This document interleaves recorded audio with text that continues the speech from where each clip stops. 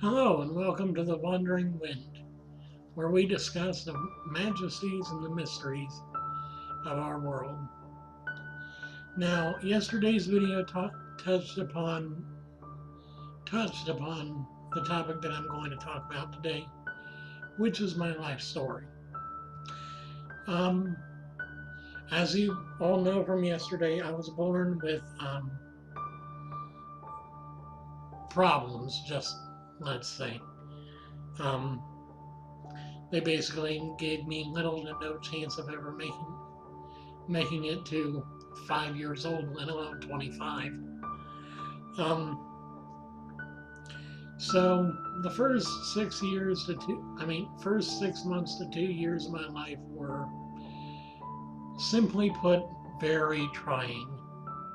And in fact, it took my mother and both of my sisters to take care of me because at first it was all mom. Mom was doing 24/7 care of me, and her doctor ended up yelling. Well, no, my doctor that she took me to ended up yelling at her, telling her if she didn't stop and get some rest every once in a while, she was going to drop over dead or be put in the hospital for a while. So she started she started forcing my sisters to take care of me for an hour after they got out of school. And so it went like that. I really didn't start speaking until 3 years, maybe four, whereas most kids start talking back to their parents within a year. But a lot of my psychological development was very delayed, and in fact, I don't think I'm even quite done now because I still have issues that really don't get addressed that often or don't really seem to improve that much. Like I told you guys yesterday, I have a 98% speech ability, which by many people's standards isn't the best, but to me it's better than nothing. I could have zero speech ability instead, but here I am, walking, talking, doing YouTube videos, learning more every day, living life as best as I can with what I have, not regretting a single day. Yes, I do have fears, I do have worries. I do fear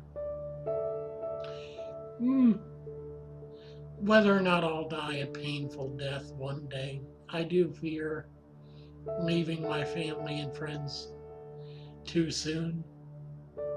But at the same time, I don't worry because I'm working on getting my health back to a good standard, back to a good place.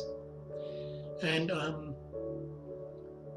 so for the first 8 years of my life, they basically kept telling my mom to let me eat what I want because when I was first born, I would not put on any weight. I was actually losing weight, and I was a preemie, so there wasn't much of me to lose in the first place. They said that I almost died then, and then I think the first year of my life I died like 10 different times that they had to bring me back. I'm not sure, but anyway, at age 8, I started having anger issues because, okay, my mother and my father both lived together with me, and we I my father was not the best role model at all. He tended to really give himself reason to get angry more often than he did any other emotion. And I just took that as a guide that, oh well, boys are always supposed to be angry at stuff instead of feeling any other emotion. And that lasted me until until I was about 18, before I finally snapped out of that and started actually understanding that men can feel more emotions than one too. It's not just women. But anyway, I grew up a very angry child. And I think that contributed to my later delinquency and self-disrespect. Not self-harm, I never went that far, but self-disrespect. Because I messed up at around age 11, 12, where I did some stuff that was really stupid and really hurtful to other people. And I got put on probation. I was on probation until I was closer to 19, because I didn't get let off until after the school year was over. My birthday's right before the school year starts here in my area, so I was born for school. Well, not really. The year that I was supposed to start at school, if I'd have been allowed to, I had to wait a year because problems. Anyway, so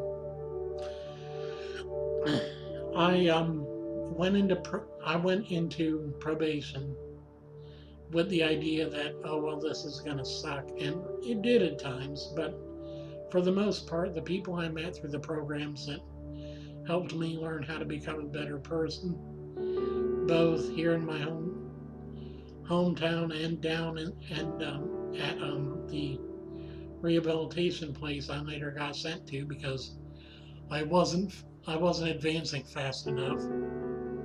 And considering all my learning disabilities, it's not a surprise. It's not a surprise at all.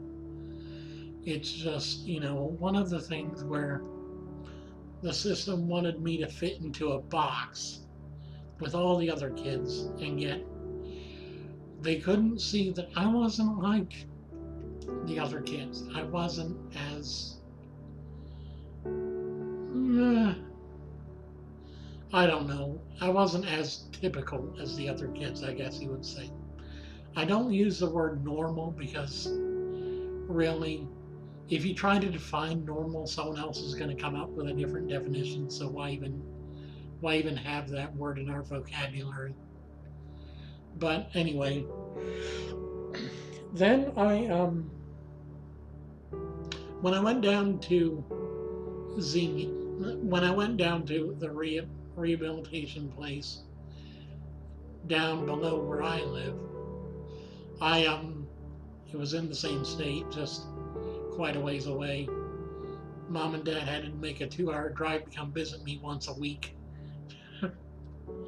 Anyway, while I was down there, my counselor, Al, I'll call him, was a very, very wise man. He taught me a whole lot about being a proper man. Not so much a proper citizen, but a proper person, a proper man. I learned a lot from him. I don't know where he is now. I never really was able to keep in touch. I tried. I really did try, but things happened. Anyway, I also learned a lot from a guy named Joe that was one of the teachers that came in during the weeks and taught the kids. Anyway, I really learned a lot in that 1 year down there. Yeah, I was supposed to be there for 6 months, but then I screwed up. Yeah. Anyway, then these last,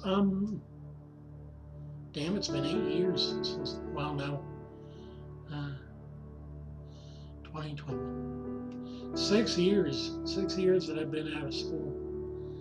Been out of, wow. Anyway, these 6 past years, I've just been, I guess, languishing. not really doing much, didn't really care about myself, let myself go even further.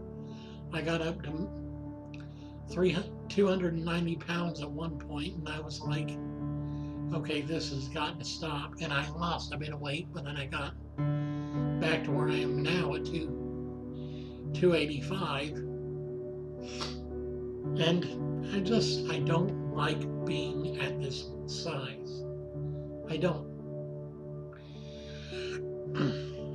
But then, about a year ago, I started watching some of the greatest YouTube personalities that I could find. Because I originally did a search on how to make yourself a better person, or something along those lines. And the first person that I found was admittedly not the greatest personal change coach out there, really. But then I thought, you know what? Why not just search for what I enjoy? So I found Linus Tech Tips, which does great stuff for all kinds of technology things. He does computers, he does games, he does consoles, what have you. He teaches you about graphics cards and memory and all of that. He's awesome the way he does things. And the thing is, when I first saw Linus Tech Tips, before he became NCIX Tech Tips, I thought he was Linus Torvalds.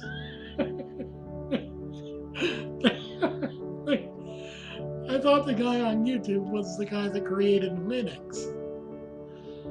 Oh boy. How naive was I? Well, I'm still kind of naive. I'm not gonna kid myself there, but about 6 months ago, has it been 6 months? Maybe 7 or 8. I found Boogie2988's channel, or Stephen Williams, as his friends probably know him. And the first video that I watched from him was really intriguing. I think it was his, no, it wasn't his reaction to Anything Is Possible. Although that one really got me to tear up, because seeing him finally believe in himself was a great thing. But no, I started watching his channel. I discovered Boogie before I discovered Francis, to be honest. Which most people get it the other way around, and they think, okay, which one's real? I knew from the start that Boogie was the real one, just because, you know, it seems to work better that Boogie is the normal person, and then Francis is the one that's just the character that comes out when he wants to criticize something, but not seem like he's actually criticizing it, but rather just making a parody about criticizing something when that's actually how he feels. His words, not mine. But, and then there are just so many people out there that inspired me. And I thought to myself, what can I contribute? Really, what can I contribute? Where do I start? And I thought to myself, well, you can always start with the basics. Get your name out there, talk about the issues that you think are important, and just do whatever. And I think it was after I watched Boogie's video on how to succeed at YouTube, because everyone had been asking him for that video, and it's like, hey Boogie, how did you get so big on YouTube? And not how big he got in real life, but you know, how did he get so popular and everything on YouTube? And he's like, first of all, don't be afraid to fail, and don't be afraid to try new things. And I thought,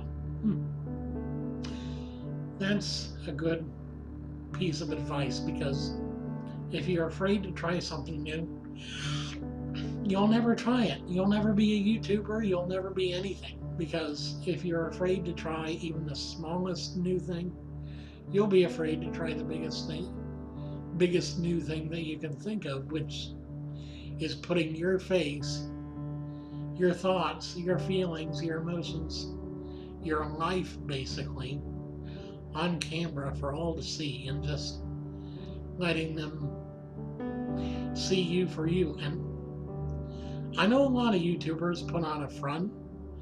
There's the person they are in their videos, and there's the person they are in real life. I'm me. I don't know how to be any other way. I wish I could create characters like Francis on Boogie's channel, or I hate everything's ranting, or even admittedly Leafy's over the top criticism of other people. Although I'll get into that topic at a later time, maybe. Probably not. I don't like touching hot button issues because it's just not my thing. But no, I really like quite a lot of the YouTubers in the community. And joining a network, which if you want to know what I'm talking about, I'll link yesterday's video down in the description. But just because I joined a network, and they did accept me, by the way, doesn't mean that I'm going to change any. I may get better at doing particular things like thumbnails and channel art and whatever, but I'm not going to be getting to the point to where I let the higher ups tell me what to do. Where, oh, you have to start making these kind of videos or else. I will be who I am, and that's all.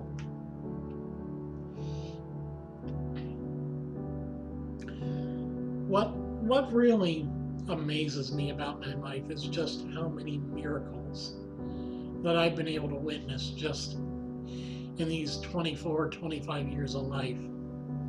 I don't normally see a lot of people in real life, or even on the internet, that really see the miracles that they've gone through. They're like, oh yeah, that was a hard time and I really had to work for it, but I came out victorious in the end. But in my opinion, for a lot of the situations I've gone through, they have been miraculously solved, because I couldn't have done it on my own. Admittedly, I'm not that strong, emotionally or physically. Good Lord, my arms waved back when I waved to them. But I don't have a great personality like, say, these big YouTubers or whatever. I don't have a winning smile. Hell, I think my smile looks worse on camera than it does in real. Well, no, worse in real life than it does on camera. That's the way it goes. But although it might be worse on camera, I'm not sure. Anyway, and then there's just so many things about my life that I've gone through where I don't know how I went through them. And then I think, you know what? It wasn't me. It wasn't my power. It wasn't my ability that brought me through that. It was God. And I started my faith fervently in 2010 after high school. Now, I've been a believer for 6 years, and in those 6 years I have seen wonders, both in my church, in my community, in my own life, and in the lives of my friends and family. I have seen people go from rock bottom, from the lowest point that they could get to top of the world. I've seen people who have had struggles that made them feel like they were the size of a grain of sand. And God has found a way to make them feel like them again. I love my God. I love what He does for us. And I love all of you. And I want you guys to know that I am thinking about you. I am praying for you. If you have a need, comment down in the comments section. Tell me about what your most fervent need is, and I will pray for you. If you have a family member that's ill, or if you're ill, or if you've come up on hard times because of whatever reason, whether it's the economy or whether it's just unfortunate circumstances in your particular life, comment down in the comments section. Let me know what you think about my channel. Let me know what your prayers are, or what your needs are that I can pray for you. And other people, if you're people of faith, if you are people that have a fervent belief that prayer has power, please pray for the ones that comment. Please pray for the ones that need it. I don't often say this, but we live in such trying times. Our souls are probably weary as heck because of all the torment and just trials that we're going through. This is an age of trials and tribulations, not the Great Tribulation. I don't believe that's happened yet. But these are the days that try men's souls. I think it was Thomas Jefferson that said that. Don't quote me on that. It might have been one of the other founding fathers, but I know it was one of them. I believe it was Thomas Jefferson. But these are the days that try men's souls. These are the times that make us feel like we are at our lowest and like we're at our weakest. But you know what? Here's a secret. At our weakest, God is at His strongest. Our weakness makes His strength perfect. His strength is perfected in the times when we are weak enough that we call upon Him. Because if we still have strength and we call upon Him, He won't allow us to call upon His strength, because we're still holding on to what we can do. When we let go of what we can do, when we let go of our strength and just give it all to Him, that's when we truly become strong. That's when we truly become mighty through the power of Jesus Christ, our Lord and Savior. God bless you as you go. Thank you for watching. Have a nice day. If you liked the video, if you loved the video, please subscribe to my channel. Please watch my other videos. Please tell me what I'm doing right. Please tell me what I'm doing wrong. Don't go away angry if you don't share my beliefs. Just take my words at face value. I love you. And there's someone out there that is so much greater than us that loves you too. I thank you all for watching. I love you very much. I will see you in the next video. And you all have a good day.